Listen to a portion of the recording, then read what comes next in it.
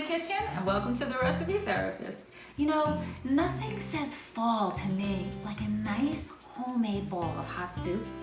Today, I'm going to share with you my roasted pumpkin, butternut squash, and apple soup. It's not that hard to make. I roast all the stuff in the oven and then we just puree it. It's so flavorful and delicious. You're going to love it this holiday season. So let's get started. I want to show you what I put into my delicious autumn soup. We're going to start out with the pumpkin. I have here a sugar pumpkin. You can find these anywhere, especially now that the fall is here. What I did was I roasted it in the oven and I made some fresh homemade puree that I've been straining, and you can see some of the moisture that comes out of the pumpkin. I am going to leave a link in the description box below for a video that I did, a short one, showing you how to do a roasted pumpkin like this. Then we're going to use our medium-sized butternut squash. We're going to peel this and cut this, and I'm going to show you how we prep it to go into that oven for roasting. Then, of course, we're going to be using some apple spiced cider that I got from Trader Joe's. It's so delicious. And we're going to be using some chicken broth today. I'm going to be using some heavy cream in this recipe, but for those of you who have dairy restrictions, no problem. All you have to do is switch it up with some full-fat coconut milk, and it's so delicious. Next, we have 2 cloves of fresh garlic, some ground cinnamon, some curry powder, and some ground ginger. We have some fresh maple syrup, some celery, carrots, and 1 sprig of fresh thyme. I have some chopped onion, 2 Honeycrisp apples, some salt and pepper, and last but not least, we're gonna finish off with some roasted pumpkin seeds to go on top of our soup.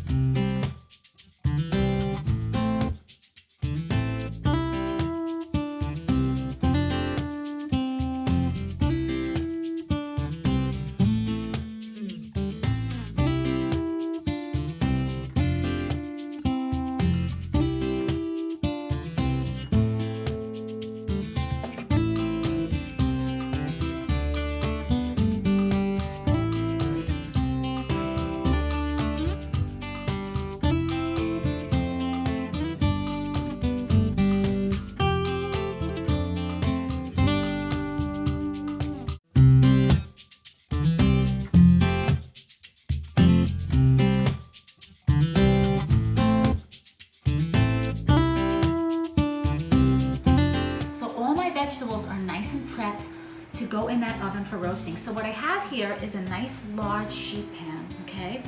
And I cut my butternut squash, and just to show you, it should be about 5 cups. This is a 4-cup measuring cup, so I have it overflowing, so it's about 5 cups of butternut squash. So I'm gonna put all my vegetables right onto this baking sheet. All right, and these apples are going in. I mean, how could this not taste good, right?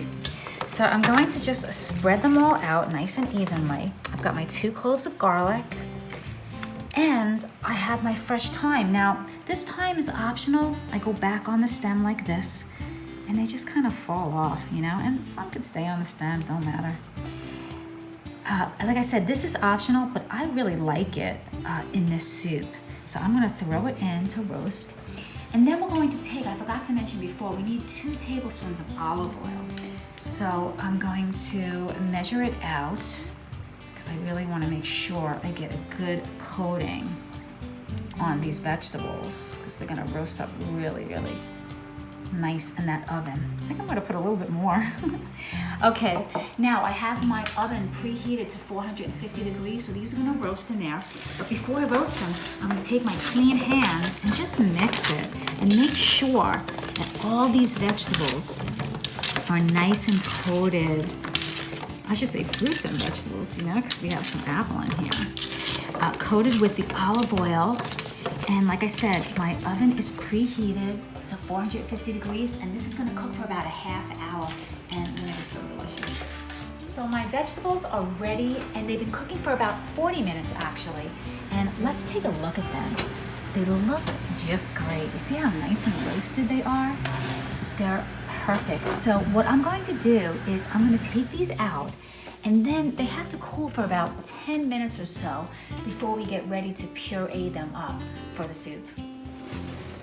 These vegetables are nice and cool and they are ready to go. So what I'm going to do is I have my high-powered blender here. You can use a food processor for this step. We're going to take our vegetables and we're going to put them in our blender in increments. I'm going to do this probably about 3. And I'm going to, put all my vegetables in. And with each increment of blending, I'm going to add some apple cider. Now, what I wanted to mention before was if you don't have apple cider, you can use apple juice. So we're gonna put the top on this way. Okay, and I'm just going to puree it until it's nice and smooth. So here's our puree, nice and creamy and smooth. It looks great. So now at this point, we're going to add all of our stock going in, our chicken stock, and we're going to add our pumpkin puree. Now, I forgot to mention before, if you didn't want to use the puree, you can use the canned pumpkin for this. So I'm going to turn this on to a medium-high heat to bring to a boil, and then we're going to lower it to a simmer, and we're going to add some spices and some other ingredients.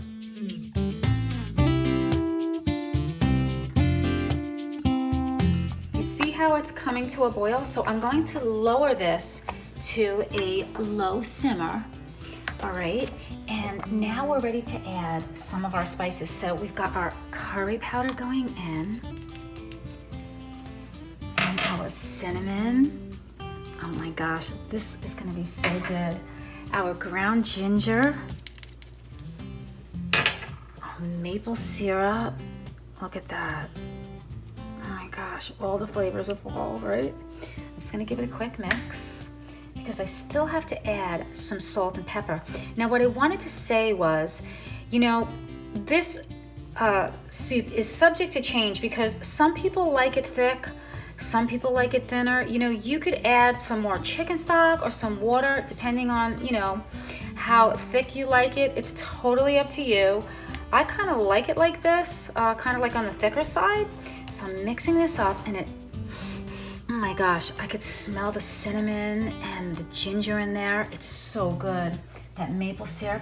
So I'm going to add a pinch of salt to my taste. Again, you would have to taste this according to your liking. I'm gonna add a pinch of pepper, okay?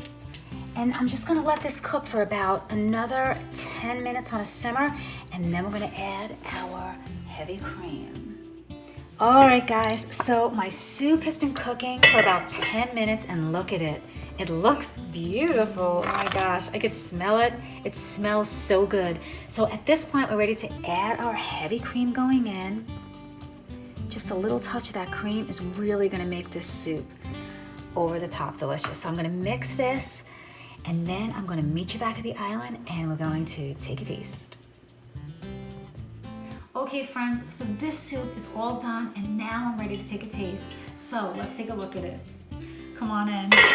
Look at it. It's nice and silky and smooth. The beauty about this soup is that it's so workable. You can make it thinner if you'd like by adding some more, cider or stock. You can make it sweeter or more savory. It's just a delicious soup, and it's really not that hard to make. So what I'm going to do is I'm going to garnish this soup with just a dollop of some sour cream, okay? Or you can, put a little coconut milk on top, or some heavy cream if you'd like. I like sour cream. And now I'm gonna take my toasted pumpkin seeds, and I'm just gonna sprinkle a few on top. And I have some fresh sage from the garden. I mean, look at that. Is that beautiful? So now I'm going in to take a taste.